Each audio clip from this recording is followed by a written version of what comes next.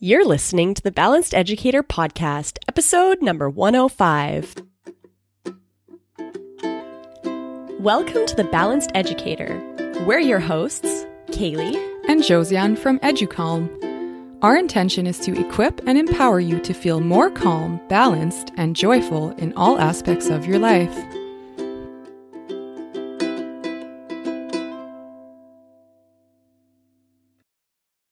Hello there and welcome. We are so happy to have you here today. So in this new reality of remote teaching and learning, there's a lot of questions floating around in our minds on how do we set our students and their parents and guardians up for success. So we've invited Jennifer Scott, a mother and support teacher from Peg City Teachers, onto the show to talk about focusing on what matters most. So Jennifer is going to share about the importance of connection, intentionality, and perseverance from a teacher and a parent's perspective. We also discuss the importance of taking a less is more approach to learning and working from home. So super excited to have Jennifer on today. She is one of the co-founders or co-creators of the Instagram account Peg City Teachers. So Jennifer and her colleague Colleen have created this account to support both teachers and parents as they're navigating this remote learning reality. Very excited to have her on the show today. Before we get into the interview, we are really happy to share today's sponsor, Zero Waste Movement. Zero Waste Movement makes it easy for you to live a more sustainable lifestyle. They sell eco-friendly, sustainable products to help you reduce your use of single-use and plastic items and replace them with beautifully and durably made alternatives. So I'm in love with their beeswax wraps. If you've never used those before, you have to try them out. They're a really great replacement for plastic cling wrap. So you just put them over top of fruits, vegetables, containers, really anything, and they're a little bit sticky, so you warm up sort of this waxy type of cloth with your hands, and you can form it and shape it to whatever it is that you're trying to protect and preserve. And the beautiful thing is that once you are done with it, and it's, used up, it's lived its life, they are biodegradable. So instead of having that plastic cling wrap that's going to be in the environment forever, you have something that's going to be able to be composted and turned back into earth. So really love that product. Go give it a try. Go to zerowastemovement.com. So that's spelled zero waste MVMT. So movement without the vowels, zerowasteMVMT.com. And when you use the code EduCalm, you'll get 15% off your order. So that code is EduCalm, EduCalme to get 15% off. And if you guys buy anything from their site, they have so many great products. Let us know how you like them. We're obsessed with our Zero Waste Movement products. All right, let's get into today's interview. Hello, Jennifer. Thank you so much for being on the Balanced Educator podcast with me today. Hi, Kaylee. It's great to be here. Thanks for having me. We are so excited to have you here because you are doing such great things in the remote learning world. We are all just, trying to get our bearings and trying to figure this out super quickly and adapt really quickly. And at EduCalm, we're just loving what you're sharing right now. So can you just start off by introducing yourself to our audience? Sure. I'm Jennifer Scott, and my partner at Peg City Teachers is Colleen Hugh-Kurt-Hamel, and both of us run Peg City Teachers together. And what we do is we've created a hub, or almost like a one-stop shop, to support teachers and parents navigating this remote learning world.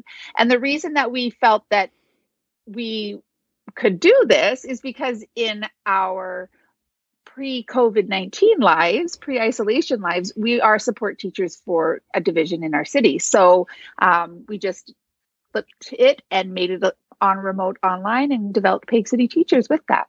Awesome. And I just love the resources that you're sharing. And it's clear that you have a special perspective because you are a parent and you're a teacher. So Yes. you're bringing a lot to the table in terms of what's realistic in these times right now. I think a lot of us teachers are kind of like struggling to figure out the balance and what types of things we should be assigning and giving. It's a whole new territory for all of us. So we're figuring it out together. Can you talk about some of the challenges that you're facing with remote teaching and learning, both as a teacher and as a parent right now? Like, what are kind of the big challenges that are in your face right now? Yes, definitely. And I would say with teaching, it's finding the right system that works. It's finding that one size fits all, which in education that does not exist, right? But you sort of have to right now because it's all we have to work with.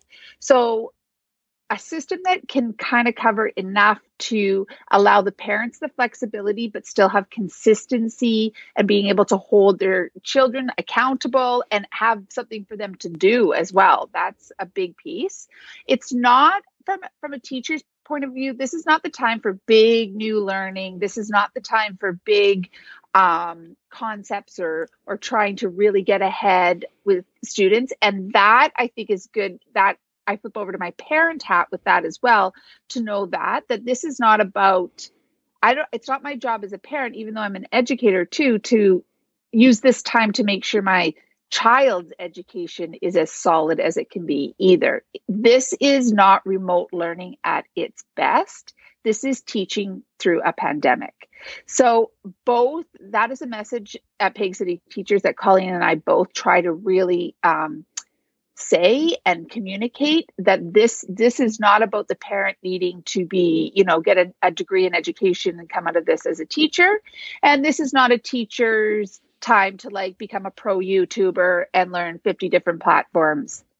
For both sides, what we say and communicate is that there are 3 essentials. We started off saying it with teaching, and that's connection, intentional, and perseverance.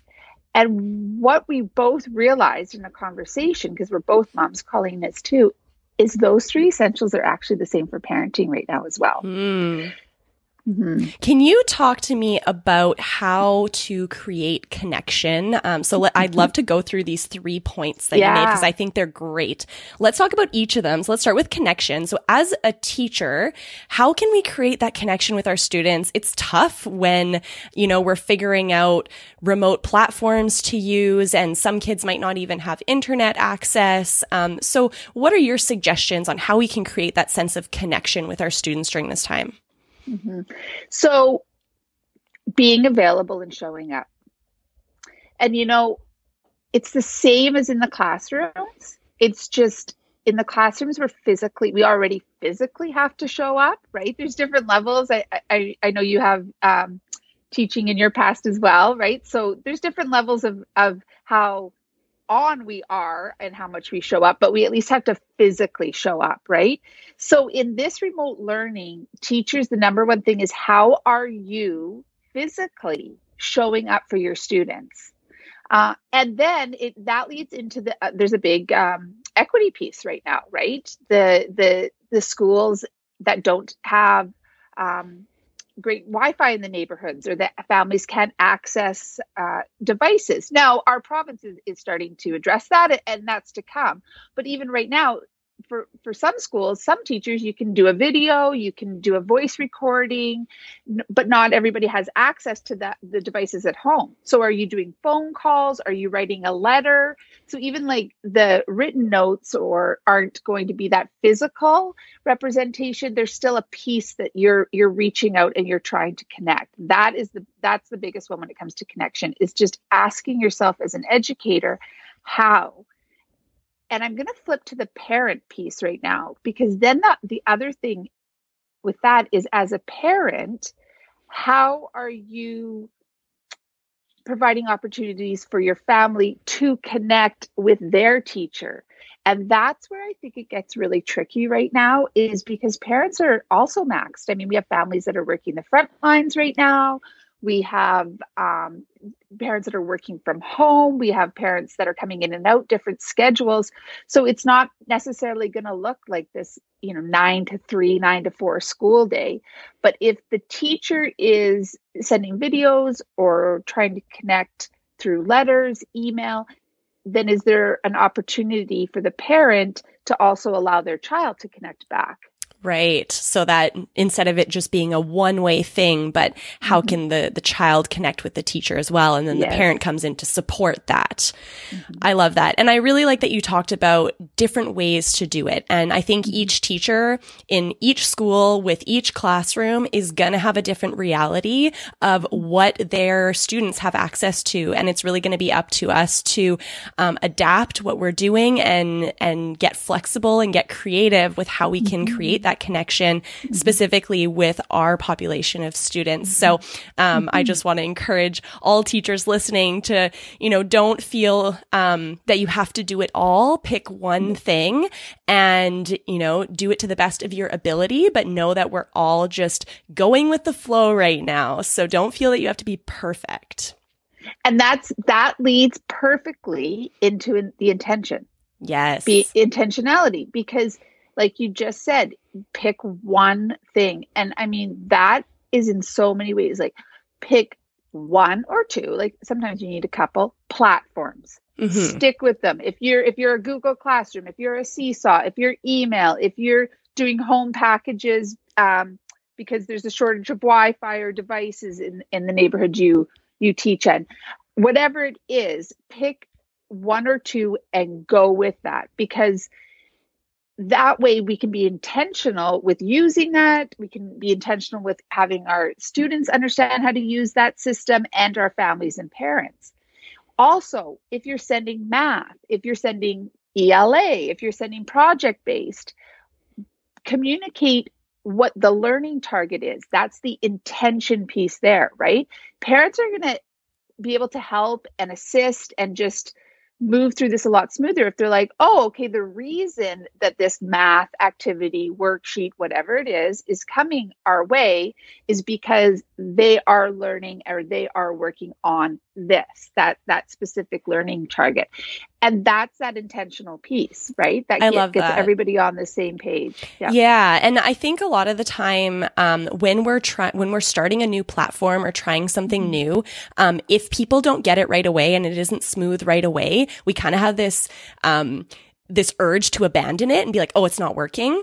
Yeah. But I would suggest to people right now that if that is the case, try to just stick with it until you're over that learning curve and until your students are over that learning curve, because that learning curve is going to be there no matter what platform you choose. So if you just choose one, stick to it, then hopefully everyone will become a little bit more confident with it in the next few weeks. And yeah. And that's why it does. I mean, these are the 3 essentials, right? Yeah. Because that, what you just talked about is perseverance. There we go. Look right? at that. Like it just natural. Yeah. So that's that perseverance part is, and where teachers are on that scale or spectrum of what they are interested in tech wise, platform wise. I mean, sometimes it's new learning. Some teachers love it and have just embraced it. So even wherever you're at with that, it's still that perseverance, right? To just keep going and just make it happen. Yeah, I love that. I want to circle back a little bit more to the intentional piece, because I think as teachers, we're so used to being, when we're in the classroom, we always have to have plan A, B, C, D, E, F, G, right? We have so many plans to make sure that if we finish this activity early, we have a backup ready. If this child needs, we're used to adapting to one child in the classroom that needs more time, one child that's going to finish it in a quarter of the time of everyone else. So we have extra things for them. So we tend to be over planners and over creators. And I could see that easily translating into wanting to make sure we're giving enough to our students for at-home learning. And that could trickle into being too much. How do we make sure that we are being intentional with that and knowing what is the right amount to be sending home with students to do at home? That's such a great question. And it's funny because us doing having this conversation now, the answer could be completely different even a month from now, right? Mm-hmm. Because school systems and divisions are starting to come out with more guidelines to that. Yeah. But I would say being intentional this is where you have to go now back to the connection piece. Mm-hmm. Because if you're not talking to the parents, not just the students, but getting feedback from the parents, getting feedback from the students, you're not connecting with them. You're not going to know if it's too much, not enough, where that is. And then from there, you can start to lean into working out what is going to be best for that family, that class, that neighborhood, right? And then work your intentionality from there. Right now, I would say less is more. That's a big, not like even within our division and in the provinces that is being spoken. It's just less is more, right? Families don't need a dump of stuff. They just need some intentional pieces to help the kids stay focused, responsible, and participate. Because, and I said this to my own children, is, kids, this is your job during this pandemic right now. This is where we need you. Like, we need you. Everyone's got a role right now, and we need you to focus on your school, to do your work, even when you don't want to, because, and it's not mom needs you, like Winnipeg needs you to do that. Manitoba needs you to do that. Canada needs you to do that. Like, that's your job in this. And we all have a job. Yeah. What a great way to teach children to be citizens of the world, right? This is a worldwide thing that all students in all countries are dealing with right now. So I love how you explain that to your kids, that, this isn't just about our family. This is about everyone, the whole world. And I can imagine that would help them to see the bigger picture, and understand how every action that each person takes leads to the outcome for the world. So great. Yes. So I want to talk about being intentional again. So when you're giving a lesson or a worksheet or a project or some sort of inquiry-based thing, how are you communicating specifically that intention to parents and to kids? Is that like the learning outcome that you're attaching so that it's clear to parents? Because as teachers, we always know what the learning outcome is behind everything we do. How do you communicate that specifically? So one of the things that, like in our role, Colleen and I's role, when we're at work in the world, is to help teachers get even more clear with their communication of the learning targets and intents. I make a joke with my teachers around, like, let's let them in on the big secret, because we do right. We, as teachers, we know, and then we sort of tend to just teach, but we're not always clear with our students on why are we doing this. So when we develop project-based learning, and we've done about 15 of them now that are accessible for teachers and parents, is the learning intent comes right up at the top, and it's always taken from the curriculum somehow, whether it's the broad, the general learning outcomes, or it's more specific. We just state it straight out. Learning intent is this. And that is the part where I'm talking about too, with the intentionality, as you said, about letting the parents know, letting the students know, and even getting clear with yourself for that as a teacher, because that is what's going to differentiate you kind of coming from a place where you're trying to just get stuff out, and then actually send meaningful, I guess you could say assignments, but meaningful activities, assignments to your students as well, is when you have the learning target. The part that I'm going to just expand, or the system that we advocate for or share on Peg City Teachers, is set your learning target, be intentional with what it is that you're teaching. Communicate that at the beginning, maybe like on a Monday or whatever your system is. And then for that week, maybe even 2, this is the part where you'll have to feel out how much your families need or want. but then stay with the same activities for that learning target. And this is where project-based learning comes in huge, because you can have, the science in there, you can have the social studies in terms of investigating and using resources. And you can also have ELA, where it's expressing ideas. You can kind of have it all together as they work on this project. But from the beginning, you've been clear on those learning targets. So that is one way with the project-based learning to stay very intentional and very focused. I love that. That makes it so clear. And I think that'll probably make it a lot easier as we're trying to learn how to now assess our students with this distance learning thing, because report cards are still happening in Manitoba. So I think being really intentional, like you said, with having that learning outcome in there is going to make it easier to communicate to parents and just for yourself as a teacher to make sure that you're really having the pieces you need to be able to assess properly according to the way that we assess here in Manitoba. So yeah, that's so great. Everything just ties in really well together. Now, another question that I have for you, both from the teacher side of things and from the parent side of things, is students are really used to a very structured day when they're at school, right? Routine, repetition is so key to student well-being and student success. How do we transition that routine into home learning? What does that look like as a teacher? Like, how much should the teacher be suggesting a specific schedule for the day? And then how does that look for parents in implementing that? Yes, and there is that, I think, is at the heart of the unknowns with the question. Like, that is really big right now, right? For everyone. What I think is best to do right now is to find the balance in your family first. Like, so don't try to fit the balance of the school into your family, fit your family schedule, then fit in the school.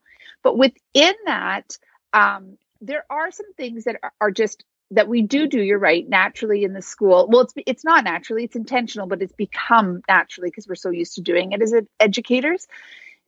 But we do, when you look in a classroom, and this is for all grades, there's a natural ebb and flow between like on time and off time. And that's from nursery all the way up, right? So as a parent, if you're struggling with, okay, how do I fit this all in? I would say, really, just off the top of my head, step one, what works for your family? Right now, are you on shift work? Do you have meetings that you have to be on at 9 a.m. every day? Like, what works for your family, right?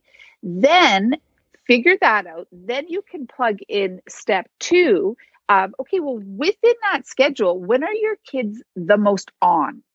Teachers, right? Kaylee, we figured that out pretty quick. That's like a September, October, like, how does our class best function?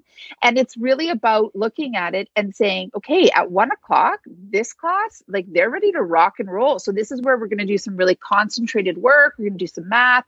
We're going to do some, focusing stuff. But the following year, all of a sudden it's the same grade, but this particular class, nope, their best time's at 10 a.m. So it changes. What the thing is that the teacher looks for is that optimal learning time. So your kids are going to have one as well. You have one. Like, we have one as adults. So just if you go with that, then you're going to be able to plug, okay, no, this is when our child needs to do math. This is when our child needs to do this. This is when they need to go for a bike ride. So I'll just give you a really quick example. In my family, we're like a 9 to 11:30 is go time with focused on task schoolwork. Then around noon they have lunch, and I let them have lunch. I let them watch a TV show. I'm pretty strict with how much screen time they get, but I let them watch a TV show, just tune out, have a break. And then 1 o'clock is when we go more into the creative projects, the art projects, fitness hour, similar to the schedule of Pig City teachers. But another person like Colleen, she's got younger kids. She takes exactly what I said, but ebbs and flows. So she goes from concentrated work time. She's got younger kids too, right? So they're not going to be able to have the same attention span. Yeah. She'll go chunk, focused, maybe half hour, 45, then a chunk of exploration, play based kind of learning. And so that's the piece. You have to tune into your family and then plug the school schedule into that, where Educom actually, your resources come in huge for that. Yeah. Yeah. That's kind of that connection piece. Great way for teachers to connect with students and parents to connect with their kids in the morning if they're doing an Educom classroom practice. So for parents that are listening to this, we do have a resource that we've created specifically for parents to practice mindfulness at home. So if you go to educalm.com/at-home, so that's EDUCALME/at-home, all one word. You'll get a short little training video on how to do this at home and access to our free guided mindfulness practices that you can do as a family. Which is awesome. Get the brain ready to learn. Yeah. So, okay. I like that idea of, figuring out what works for you in terms of scheduling. I know even for myself, and Josiane, we've learned from working on Educom at home and going through spurts where we're just fully working on the business at home and we don't have a teaching, position. Both her and I have very different, times of day where we're productive. Like I know for myself, I can't really start till 10 a.m. Anything that's important, I guess you could say. I can't start till 10 a.m. I kind of do the tasks that don't require a lot of brain power, like emails, things like that, communications in the morning. Then from, 10 till noon, I can stay really focused. And then afternoon is really creative time for me. So whenever I'm doing any writing, whenever I'm doing any creation for Educom Classroom, afternoon is like my go-to time. And also in there, I need exercise. Like I need to take my dog for a walk at lunch. Otherwise, I get really anxious in the afternoons just because I get stir crazy. I think many of us teachers became teachers because we have a hard time sitting still. Yes, that is so true. I think so too. Yeah. So figuring out what works within your family for each person and then trying to like align that up sounds like it would make a lot of sense. So now I'd love to know, are there any specific tools that you're using or that your kids are using right now that you're finding really helpful for remote learning? Like maybe apps or, tools that are being used within your division or just anything that could help a teacher that's like, I'm looking for a good resource. Yeah. It's so funny. This one definitely classroom to remote learning. It is smooth. We need it both places. And Kelly, that's the timer. Like the good old fashioned timer. Do you know what I mean? So there's timer apps now. Some kids like to have the sand hourglass, right? Timer. But I have a 13-year-old and I have a 9-year-old. So there's an age difference. And Colleen has even younger than mine, grade 1 and 3. So, and for all of us, the timer is key. So you put on, whether it's the stove, you said like your phone can have an app on the computer or just, hourglass in front of the child, but putting a timer on for them. Okay, you have to do this for 30 minutes. You have an hour. That is just huge. So my go-to still is the timer. Yep. That is such great advice. Even as an adult, I do that for myself. I use timers in my classroom constantly. Like there's always a timer running. And that helps so much with kids that are like, when is this done? Or when can I do that? It's like, well, the timer's up on the board. The expectation. You're working until that timer is done, or you have this much time to clean up, or, it's just like one timer after another. And that's so helpful for classroom management. And even for myself on those days that I'm not feeling very focused and I'm struggling to, make myself do work, I'll put on a timer and say, okay, I just have to, write emails for 1 hour and then I'm done. And that just gives you a target. And you can, and there's a couple things I'd say to that you sort of touched on there is, first of all, if you're a parent that decides to use the timer, teach and practice it first. That's another classroom management, back pocket secret that the teacher has or whatever, is whenever there's something, we always pre-teach how to use it in a shorter time frame. So you can say, okay, we're going to practice using the timer. You can adjust for your age. If I asked my 13-year-old to pretend something, all I would get would be an eye roll. But you can figure it out for the right age. But you could say, okay, we're going to do 2 minutes. Just pretend you're reading or pretend, and you have to stay that whole 2 minutes until the timer goes off, and let them see how this will work. And then you could say, okay, when we really do this, it's 15 minutes, it's 30, it's 45, it's an hour, whatever works. Also, parents, the other thing that teachers have learned the most with the timer is you actually have to build up your stamina. You can't, so a child might be able to go 45 minutes with the timer, but maybe they need a couple days at 25 minutes. Then then you stretch it to 35 minutes for a couple days, then 45 minutes. Right. And that's so much like the mindfulness too. Yeah, that's why we have the 2 minute and the 5 minute practices. You start with the 2 minutes until you're having success, and then you move up to those 5 minutes. And, or, you can jump right into the 5 minutes knowing that they might not have success right away and that you have to build up to it. And then it's a celebration when you're able to, listen to the whole 5 minute guided audio, quietly, and then it's exciting. But building up that stamina is huge. So huge. So if you have little kids, it could be 10 minutes to 18 minutes. And this could take a week to get to 25 minutes, right? So you'd have to play around with that to see. And then that's your opportunity if you're working from home. Lots of times you probably just want to take a break while they're doing their timer, but that might be the 25 minutes where you also have to get your emails done, or, however you need to work it. Yeah. I love that. That's such good advice. Okay, so this has been so helpful for both teachers and parents to figure out this whole remote learning thing. I love what you're sharing on Peg City Teachers. Can you tell us a little bit more about Peg City Teachers and what teachers and parents can find when they go to your Instagram account? Okay, yeah, that'd be great. So first off, we have developed, tomorrow will be the last day. We did a 20-day Learn at Home challenge.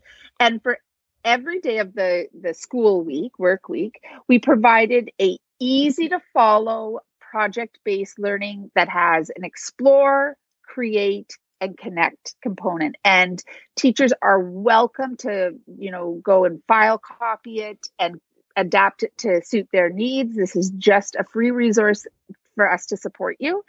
There will be 15 by the time it's all done, because we did do, for the parents, we did a week of spring break. We did alternative spring break ideas within this challenge. So there's 15 that will always be available to take and copy and adapt. So there's that.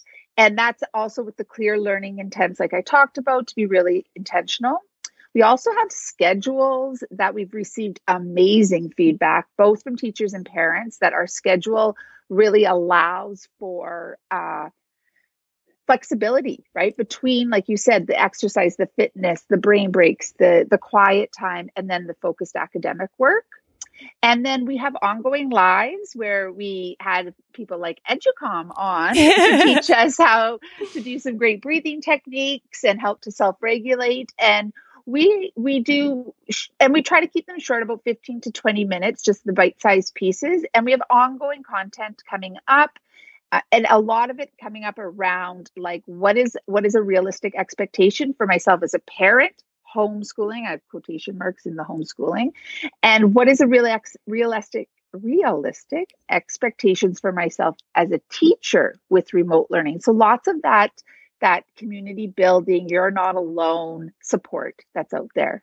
Awesome. Well, thank you so much for all that you're doing. We are so excited that you came and shared your expertise and your ideas with us today. We're all about less is more and being intentional. So we love what you're sharing. And I invite all of our listeners to go check you out on Instagram, Peg City Teachers. So that's PEG City Teachers, all one word. And we'll also link to that in our show notes on this episode as well, so they can go find you and use your awesome free resources. And thank you for having me. We love the work you do. We were big fans of you before we started Peg City Teachers, and we continue to use your resources. So thank you. Awesome. Thanks so much. Thank you to Jennifer and to Colleen for everything that you're doing for teachers over on your Instagram account, Peg City Teachers. They have also been so kind as to write a blog post for our audience on some of the topics that we've covered today. So go check out their blog post. It's super great at educalm.com/TBE105. So that's TBE as in the Balanced Educator 105. So educalm.com/TBE105. You'll also be able to find links to everything we talked about in this episode there. So we talked about our program, Educom Classroom, to help students and to help families to manage the emotions that they're dealing with right now with our social emotional learning program. So we have a link for that there. We also talked about using Educom at home. So we talked about Educom for parents and families, how to use it at home. We've created a free resource for that to help families out right now. So there's a link to that there. And there's also a link to Colleen and Jennifer's Peg City Teachers account on Instagram. So again, that's educalm.com/TBE105. All right. Thank you so much for sharing this time with us here today. If you enjoyed this episode, please share it with someone that you think could benefit from it too. Have a wonderful week. Stay safe, and we wish you well.